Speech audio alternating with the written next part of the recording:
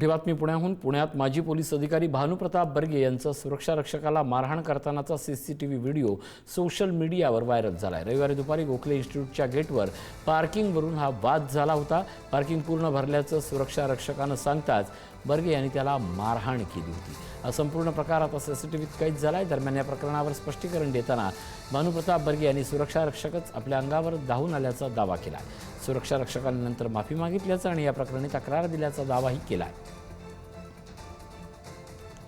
ज्यावेळेस ते गेट उघडायला तयार झाले नाही त्यावेळेस मी स्वतः गाडीतून खाली उतरलो आणि गाडीतून खाली उतरून ते गेट उघडायचा प्रयत्न करत असतानाच हे दोन्ही वॉचमन त्या ठिकाणी पळत आले आणि ते माझ्या अंगावरती आले पहिल्या अक्षरशः। आणि ज्यावेळेस मी त्यांना सांगितलं की मी सेवानिवृत्त पोलीस अधिकारी आहे त्यावेळेस ते त्यांनी पोलीस आहे तो क्या हुआ असं बोलून माझ्याशी वाद घालायला सुरुवात केली आणि हे वाद घालत असतानाच मग त्यांनी माझ्या अंगावरती आल्यामुळे मी त्यांना प्रतिकार केलेला आहे। प्रतिकार करत असताना मला हे सुद्धा माहीत आहे की हे सर्व रेकॉर्डिंग त्या ठिकाणी होत आहे, तरीसुद्धा की त्यांना त्यांची चूक समजावी याच्याकरता मी ज्यावेळेस प्रतिकार केल्यानंतर आणि त्यांना त्यांची चूक लक्षात आल्यानंतर त्यांनी माझी माफी मागायला सुरुवात केली।